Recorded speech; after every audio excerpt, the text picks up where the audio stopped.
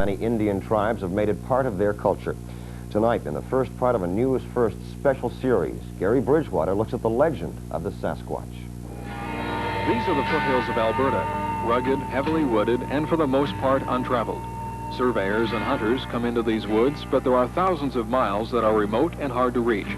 It is in these areas the legendary Sasquatch, or Bigfoot, is said to live. Most reports of Sasquatch come from the northwest U.S. and southwest Canada, but evidence of its activities has been found in almost every province and state, wherever there is dense mountainous areas and other similarly inaccessible locations. Most of the sightings have come from Washington state. In Canada, more than 90 sightings have been reported in BC. In Alberta, 20 reports have been filed, most from areas of heavy bush. The greatest number of sightings have been west of Red Deer. The oldest sighting was by explorer David Thompson in 1811 near Jasper. In Banff National Park, a family watched one on a ridge in 1968. That same year, another was spotted near Nordegg.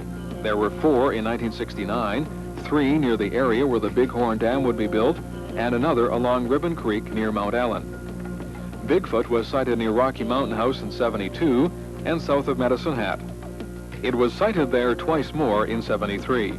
There was another sighting of the Bighorn Dam in 74, in 1975 north of Grand Prairie, in 1976 near Cold Lake, Rochester north of Edmonton, and near Caroline west of Rocky Mountain House. In 1979, 4 sightings were made, one on the Sunchild O'Cheese Reserve, 2 more near Caroline, and another near Natal, Alberta. One well-documented sighting occurred at the Bighorn Dam in 1969. The dam was under construction at the time, and 5 workmen said they watched Bigfoot watching them from that ridge behind me for about half an hour. When the creature finally walked away, some of the workmen went up to where the creature stood, and the others who stayed behind were amazed to see that the men were only about a third of the size of the creature. That means that Bigfoot stood about 15 feet tall. University of Calgary professor Vladimir has been studying the Bigfoot reports for many years. He is described as being very tall, between let's say 6.5 and 8.5 feet tall, broad shoulders, hairy except the face, even teeth. As you of course know, apes have huge canines, and so they don't look so ape-like, but more like human, and the feet are very much human, which means like the feet of humans, while the apes have feet like hands, really.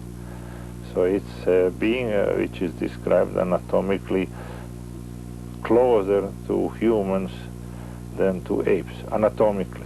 Most Sasquatch sightings are made by hunters, prospectors, and oil and gas workers who tend to venture into rarely visited wilderness areas. But more and more often now, we're seeing reports from weekend campers and other travelers who are spending more time in the bush. One of those people is Diane Menzel, who was badly frightened by a Bigfoot near a camping area not far from Caroline. In tomorrow's segment, we'll hear her story and see the best evidence to date of the existence of the Sasquatch. Gary Bridgewater, News First.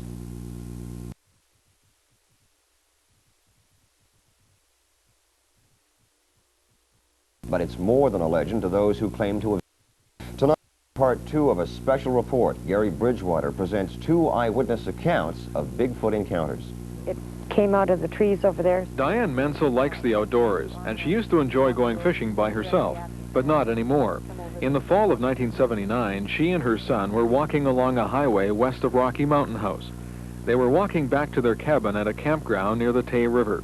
She looked behind her and saw something crossing the highway. I happened to glance over my shoulder, and I saw something come out of the trees and stand on the road for a second and look directly at me, and I felt very nervous at the time, and it continued walking all the way up and up the ravine, up the hill. It was very tall, and it continued to stand on its 2 feet, and it walked through the whole distance on its 2 feet, and it was very easy gait, just like a normal walk. So it reminded you of a human, did it, or? Well, that type of thing. It wasn't stiff-legged or anything. It just did a normal walk, and it looked at me like it had been looking at something, and just kept walking. So how do you feel now going into the woods? I don't go alone. So it really did put a fright into you? Yeah, it did. She didn't report the incident right away, fearing ridicule, but when a similar sighting was reported the next day in the same area, she reported her incident. The area between Rocky Mountain House and Nordegg seems to be a hotbed for Sasquatch encounters. Half of Alberta's sightings have occurred there. As well, Menzel says an oil field worker nearly hit a Bigfoot while driving his truck along this forestry road only a mile from the campground. But that worker hasn't come forward to verify the story. Besides the number of sightings, about 2,000 to 3,000 in the United States and Canada, there has been remarkably little physical evidence to prove that Sasquatch exists. There have been footprints found in riverbank areas like this, and although unusual in size and detail, they are still open to interpretation. Perhaps the closest thing we have to hard physical evidence is a film shot by Sasquatch hunter Roger Patterson in 1967 in California. Photography and body motion experts in several countries have studied this film. They have concluded the creature is real and is not someone dressed up as a gorilla. Its movement, build, and muscle detail would be very difficult to fake, according to scientists. They've also concluded it stood about 8 feet high, weighed close to 400 pounds, and left footprints in the creek bed that measured 14.5 inches long. Phil Loisel of Calgary saw something that might have been a Sasquatch several years ago while surveying north of Alberta. He had buried an axe with a flag attached into a tree to use for sighting. He saw the creature as he prepared to make his survey. At first I thought it was a bear, but this thing was on its hind legs. It didn't walk on all fours. It walked straight across the line. It was a good distance away, probably a good half a mile. I kept going. I was still unlocking the legs of the tripod. I looked up, and this thing was reaching up to touch this. I thought, well, maybe it was a trapper, but it was too big to be a trapper. Early fall like that, trappers don't wear heavy coats, or what looked like a fur coat at the time. So I knew it wasn't a trapper, otherwise he would have taken the axe. And I knew it wasn't a bear because they don't walk on 2 legs. So I don't know what it is I actually saw. I just put it down to experience, as I said. I told some friends about it, they laughed, and said, well, maybe it was a Sasquatch. So I'm not quite sure what it was. Tomorrow, we'll continue our talk with Bigfoot researcher Dr. Vladimir Markotic, who believes it's entirely possible Bigfoot communities may exist in our remote hills and valleys.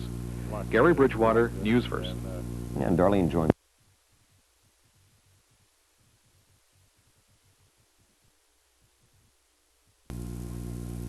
Exist in our wilderness areas. There have been thousands of witnesses, hundreds of unexplained footprints, and a film of a creature purported to be the Sasquatch. What are the chances that Bigfoot really exists? Tonight, Gary Bridgewater talks about that with one of the experts. Hunters who venture into the bush looking specifically for Bigfoot very rarely see one. Researchers estimate there may be 200 to 300 such creatures, and given the hundreds of thousands of square miles of empty bush in North America, the odds against seeing one, even if you had a camera, are very remote. In the 20 years since the Patterson film was shot, no one has even come close to getting clear pictures. But the Sasquatch has apparently left some evidence, footprints in dozens of locations. University of Calgary professor Vladimir Markotic has collected several plaster impressions of prints, and they don't look like they come from any known animal. Well, there are some 3,000 people on record, and half of them saw footprints, and half of them claims to have seen something like Sasquatch. Here is one footprint from California, one of the latest, and as you can see, it's of course much longer than human. The prints don't appear to have been faked, as many indicate movement and differences in weight distribution. Markotic believes that if Sasquatch exists, it would be a descendant of Gigantopithecus, a huge Asian ape that existed more than 1 million years ago. Here is one cast of this jaw, and it was somewhere between 1 and 5-6 million years ago in India. And as you can see, the teeth are not very ape-like. Ape would have much larger canines. And a friend of mine reconstructed one of these things, and this is all reconstruction, and also the skull is reconstruction. And but anyhow, this he thinks how it existed. And because of the size, most people think that if Sasquatch exists, here is the ancestor. Footprints, pictures, and eyewitness accounts add up to convincing circumstantial evidence, at least, in favor of the existence of Bigfoot. There may be only a couple of explanations for the Sasquatch legend. Either a highly organized group has been perpetrating a widespread hoax for the last 150 years, or there is something big, hairy, and very real wandering around in our bush. But until a body is produced, the Sasquatch legend will remain just that, a legend. Some people accept it, but others say that if you don't bring me and I put it on a table and examine that, I don't believe it. There is always the problem of how much proof you need to say such something exists. Gary Bridgewater. To southern Washington.